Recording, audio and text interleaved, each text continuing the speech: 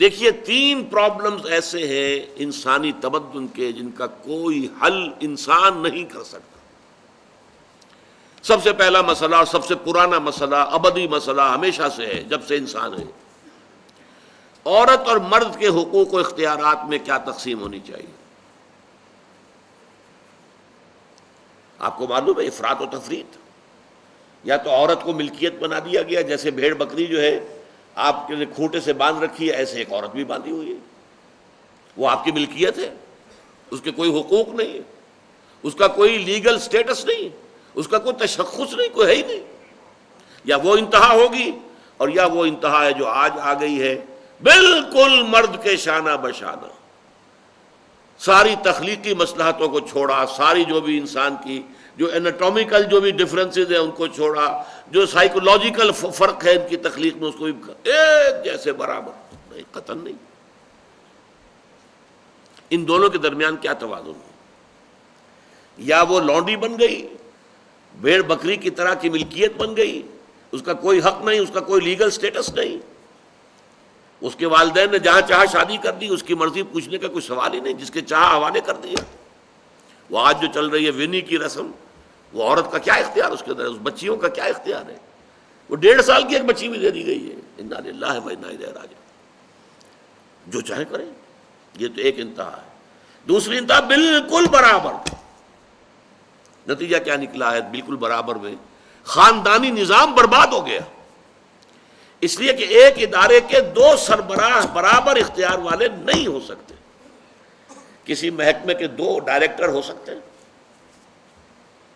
کسی فرم کے managing director 2 ہو سکتے ہیں، ڈائریکٹر 10 بنا لیں آپ، مینیجنگ ڈائریکٹر 1 ہوگا۔ کسی فرم کا چیئرمین 1 ہوگا، 2 نہیں ہو سکتے کسی بھی ادارے کی۔ اگر 2 بنا دیں گے فساد ہوگا، جھگڑا ہوگا، ان دونوں کے درمیان رسا کشی ہوگی۔ یہی تو ہمارا سب سے بڑا مسئلہ بنا ہوا ہے۔ پاکستان کا مسئلہ کیا ہے؟ ہم نے پارلیمانی نظام اختیار کیا ہوا ہے، انتہائی بیہودہ نظام، غیر منطقی نظام۔ آپ نے 2 بڑی بڑی سیٹس کریٹ کر دی، ایک ہیڈ آف دی اسٹیٹ ہے، ایک ہیڈ آف دی گورنمنٹ ہے۔ اب ان دونوں کے درمیان حقوق اور فرائض اور اختیارات کا کیا تقسیم ہوگی؟ ہو ہی نہیں سکتی۔ یا سارا کچھ صدر کے پاس جائے گا اور وزیر اعظم جو ہے وہ جونیجو کی مانند وزیر اعظم بن جائے گا، یا سارا کچھ وزیر اعظم کے ہاتھ میں ہوگا اور صدر جو ہے چودھری فضل الہی بن جائے گا، کہ جس کو وہاں ان کی دیواروں پر لکھا گیا تھا رہا کرو انہیں، چودھری فضل الہی کو رہا کرو، یہی ہوگا۔ تو ایک گھر کے 2 جو ہیں 2 سربراہ نہیں ہو سکتے، خاندانی ادارہ تباہ ہو چکا ہے۔ اور جیسے کہ یہ آپ کو کہاوت ہے کہ جس بلی کی دم کٹ جائے وہ چاہتی ہے کہ تمام بلیوں کی دمیں کٹ جائیں۔ یورپ میں، امریکہ میں برباد ہو گیا خاندانی ادارہ، آج وہ تلے ہوئے ہیں کہ مشرق میں اور خاص طور پر مسلمان ممالک میں ابھی اگر کچھ انٹیکٹ ہے یہ خاندانی ادارہ، کچھ خاندانی اقدار ہیں جو برقرار ہیں، کچھ والدین کی عزت اور عظمت اور کچھ ان کا احترام اور ادب اور خدمت کا مادہ ہے جو برقرار ہے۔ چاہتے ہیں کہ ختم ہو جائے، تباہ و برباد ہو جائے۔ والدین بوڑھے ہو گئے تو پھینکو ان کو اولڈ ایج ہاؤسز کے اندر، اولڈ ہاؤسز میں، گھر میں کائے کو رکھنا ہے؟ نوجوان جوڑا ہے، اس کے خامخواہ ان کی خواہشات اور ان کے معمولات میں بیچ میں آڑے آنا۔ بوڑھی ماں جو ہے بولے بغیر رہے گی نہیں، دنگا فساد ہوگا تو رکھو اس کو وہاں پر اولڈ ہاؤس کے اندر، اللہ اللہ خیر سمجھ۔ یہ ہے اصل میں مسئلہ۔ اب عورت اور مرد کے درمیان کیا توازن ہو، انسان نہیں سوچ سکتا۔ دیکھیے انسان یا مرد ہوگا یا عورت ہوگی۔ مرد سوچے گا تو وہ اپنے اعتبار سے سوچے گا، عورت کی نفسیات کیا ہے، عورت کے احساسات کیا ہیں، اس کو کیا پتا۔ عورت سوچے گی تو اپنے اعتبار سے سوچے گی، مرد کے احساسات کیا ہوتے ہیں، مرد کی نفسیات کیا ہوتی ہے، اسے کیا پتا۔ لہذا یا ادھر کا ہوگا یا ادھر کا معاملہ ہوگا۔ ایک ہی ذات دے سکتی ہے آپ کو نظام، جو مرد کی بھی خالق ہے عورت کی بھی خالق ہے، اسی نے بنایا دونوں کو، اور دونوں ہی اس کے لیے اولاد کے مانند ہیں۔ یہ حدیث نبوی کا ترجمہ کر کے بتا رہا ہوں آپ کو۔ حضور نے فرمایا الخلق عیال اللہ، یہ خلق جو ہے مخلوق ہے، یہ اللہ کے کنبے کے مانند ہے۔ تو مرد بھی اللہ کے اس کنبے میں شامل ہے، عورتیں بھی شامل ہیں. اس نے نظام دیا شادی بیاہ کے یہ قوانین ہونے چاہیے، طلاق وغیرہ کا یہ مسئلہ ہونا چاہیے. یہ سارا ضابطہ جو دیا ہے وہ اس لیے دیا ہے کہ یہ انسان اپنے ذہن سے نہیں سوچ سکتا. آج تباہی آ گئی ہے مغرب کے اندر، شادی کرنا ہی نہیں چاہتے. We are living together. شادی کریں گے تو نتیجہ پتہ ہے کیا نکلتا ہے؟ آپ نے اپنی بیوی کو طلاق دی، سب سے پہلے تو یہ کہ آدھی پوری آپ کی جو ملکیت ہے اس کا آدھا حصہ دے دیے اسے. نمبر 2، گھر اگر آپ کا اپنا ہے تو اس میں بیوی رہے گی، آپ نکل جائیے یہاں سے. کوئی مرد اس کو قبول کرنے کو تیار نہیں تو وہ شادی کرتا ہی نہیں. اور عورت کی ضرورت ہے، لہذا عورت بغیر شادی کیے بھی اس کے ساتھ رہتی ہے، بچے پیدا کرتی ہے. بٹ وداؤٹ میرج، جو بچے پیدا ہو رہے ہیں حرامی بچے. تو پچھلے سال صدر کلنٹن نے کیا کہا تھا؟ اس کا جو اپنا خطاب تھا نیو ایئرز ڈے کا، وہ خطاب کیا تھا؟ ان قریب ہماری قوم، امریکن قوم کی اکثریت حرام زادوں پر مشتمل ہوگی. یہ حرام زادہ ترجمہ کیا ہے میں نے، بورن وداؤٹ ویڈ لاک، شادی کے بندھن کے بغیر پیدا ہونے والے. اسی کو ہم حرامی کہتے ہیں، حرام زادے کہتے ہیں. اور کس کو کہتے ہیں؟ اچھا، دوسرا مسئلہ، پہلا مسئلہ تو یہی ہے، پرانا بہت ہے، قدیم ہے. دوسرا مسئلہ، ایک ریاست ہے، ایک نظام ہے، اس کے کچھ اختیارات اور حقوق ہونے چاہیے. ایک عوام ہے، ان کے کچھ اختیارات ہونے چاہیے. عوام چاہیں گے زیادہ سے زیادہ آزادی ہمیں ملے، ریاست چاہے گی زیادہ سے زیادہ اختیار ہمارے ہاتھ میں ہو. اب جو کچھ ہو رہا ہے ترمیمات کے ضمن میں، کیا ہو رہا ہے؟ ایک طرف جو ہے مشرف صاحب چاہتے ہیں زیادہ سے زیادہ اور طویل سے طویل میرا دور اقتدار ہو اور اختیارات جو ہے میرے ہاتھ میں آ جائیں، گھنٹہ گھر بن جاؤں میں فیصل آباد کا. ساری کوشش ان کی ہے. اور یہ ARD وغیرہ کیا کر رہی ہیں کہ نہیں، حقوق عوام کے ہاتھ میں آنے چاہیے. اب اس میں بھی توازن کیا ہو؟ یا ٹوٹلیٹیرین سٹیٹ وجود میں آ جاتی ہے جو رشیا میں تھی، USSR میں تھی، عوام کے کوئی حقوق نہیں، no freedom of speech, no freedom of association. نہ تم اپنے خیالات کا اظہار کر سکتے ہو، نہ تم کو جماعت بنا سکتے ہو. یہ نظام تھا. کام کرو، ویجز لو، بس اللہ اللہ خیر صلی اللہ. حیوانوں کی طرح پر کہ صرف راتب دے دیا جائے گا، باقی تمہیں کوئی تمہاری ایکسپریشن، کوئی اپنے خیالات کا اظہار، کوئی فریڈم آف ایسوسیشن نہیں. امریکہ دوسری انتہا پر، مادر پدر آزاد. 2 مرد شادی کرنا چاہتے کر لیں، ایک مرد بیوی ہو جائے گا اور ایک مرد شوہر ہو جائے گا. لیگلی قانون کے نزدیک ریکگنائزڈ ہوگا. ایک آزادی کی وہ انتہا ہے.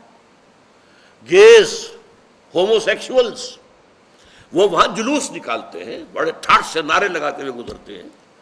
وہ ہنستے ہیں، ہم لوگوں پر ہنستے ہیں، یہ پاگل لوگ ہیں یہ جو اس کو ہومو سیکشولیٹی کو بری شے سمجھتے ہیں. اور نیو یارک کا جو میئر ہے وہ لیڈ کرتا ہے پروفیشن. کیوں کرتا ہے؟ اسے اگلا بھی الیکشن لڑنا ہے اور گیز کے ووٹس بہت ہیں.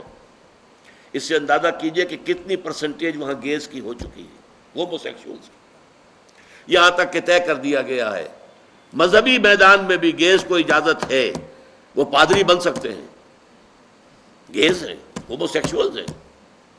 فطرت کے خلاف کام، یا وہ آزادی ہے؟ تو کہاں ہے بیلنس؟ انسانی ذہن کے لیے ناممکن ہے اس بیلنس کا تلاش کرنا. نمبر 3، سرمایہ اور محنت. پروڈکشن جو بھی ہوتی ہے 2 چیزوں سے ہوگی. سرمایہ دار تھا، اس نے کارخانہ لگایا ہے، اتنے کروڑ روپے لگا دیے ہیں، یہ کیا ہے، وہ کیا ہے، یہ سرمایہ ہے. لیکن وہ کیا کر لے گا اکیلا؟ 10,000 آدمی کام کر رہا ہے، لیبر ہے. اب جو کچھ بھی بن رہا ہے، جو پروڈکٹ بن رہا ہے اور جو اس سے آمدنی ہو رہی ہے، اس میں دونوں کے حصہ ہے، لیبر کا بھی حصہ ہے اور سرمایہ کا بھی حصہ ہے. لیکن منافع میں کتنا حصہ سرمایہ کا ہوگا، کتنا لیبر کا ہوگا، کون طے کرے گا؟ یا تو سرمایہ داری بن جائے گی، صاحب میں تو آپ کو 10 روپے دے سکتا ہوں ڈیلی ویج، منظور ہے تو کام کیجئے ورنہ چاہیے دفع ہو جائیے. اور بہت سے آپ کے بھائی موجود ہیں جو 10 روپے پر کام کرنے کے لیے تیار ہو جائیں گے. ساری دولت سمٹ کر جا رہی ہے کارخانے دار کے ہاتھ میں. کیپٹلزم جو کیپٹل ہے، جو سرمایہ ہے، اصل جو ہے دولت اسی کی طرف، روپے کو روپیہ کھینچتا ہے، پیسے کو پیسہ کھینچتا ہے. لہذا امریکہ میں آپ کو ایسے لوگ مل جائیں گے جنہیں اپنی دولت کا اندازہ نہیں ہے کہ کتنی دولت ان کے پاس ہے. بلینز آف ڈالر کا ایک ایک چیک لکھ سکتے ہیں، اور یہودی ہیں وہ. دوسری طرف امریکہ میں آپ کو گھیٹوز مل جائیں گے، گھیٹوز. اور ایک ہی جزیرہ ہے مینہٹن، کوئی 11 میل لمبا ہے، چوڑائی کہیں 2-3 میل ہے، کہیں ذرا زیادہ ہے. اس کے ساؤتھ میں جہاں یہ 2 بڑے بلڈنگیں کھڑی تھی جو گرائی ہیں، جو بھی تھے دہشت گرد، یہاں پر یہ اس کا ریچسٹ حصہ ہے. پوری دنیا کی دولت یہاں جمع ہے، سارے بینک وہاں ہیں.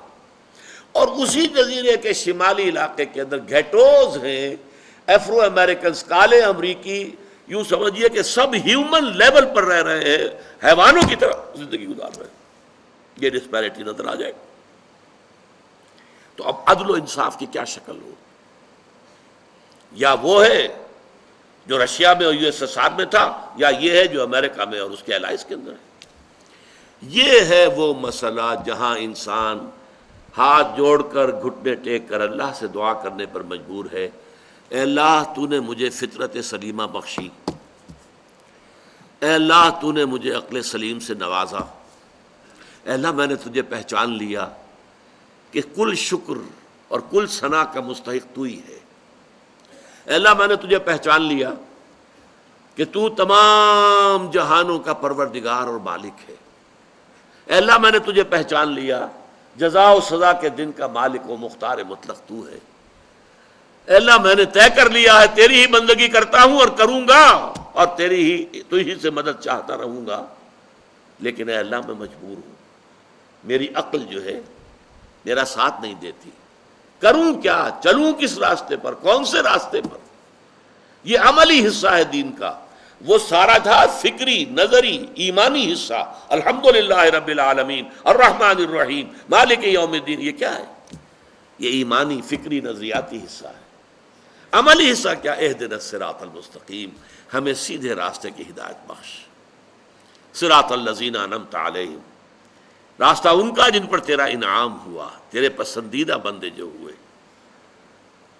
غیر المغضوب علیہم، جو مغضوب علیہم نہیں ہوئے، ان پر تیرا غضب نہیں آیا، غصہ نہیں آیا. ولا الضالین، اور نہ ہی وہ سیدھے راستے سے بھٹکے. یہ ہے سورہ فاتحہ کا مقام. گویا کہ اصل میں یہاں پر قرآن مجید، اس کے اصل مخاطب کون ہے؟ وہ سلیم الفطرت لوگ، وہ سلیم العقل لوگ، جنہیں قرآن کہیں کہتا ہے الذین یعقلون، کہیں کہتا ہے الذین یفقہون، کہیں کہتا ہے اولو الالباب، ہوش مند لوگ. یہ وہ لوگ ہیں کہ قرآن مجید اصل میں ان سے مخاطب ہے، اور وہ خود سفر طے کر کے اللہ کی ذات تک، معرفت خداوندی تک تو پہنچ گئے ہیں، لیکن اب عملی زندگی کے اندر رہنمائی کے لیے درخواست کر رہے ہیں اہدنا الصراط المستقیم صراط الذین انعمت علیہم غیر المغضوب علیہم ولا الضالین. یہی وجہ ہے کہ فوراً سورہ بقرہ شروع ہوتی ہے الف لام میم ذالک الکتاب لا ریب فیہ ھدی للمتقین. یہ ہدایت ہم تمہیں دے رہے ہیں. یہ قرآن جواب ہے اس دعا کا اہدنا الصراط المستقیم صراط الذین انعمت علیہم غیر المغضوب علیہم ولا الضالین. آمین یا رب العالمین.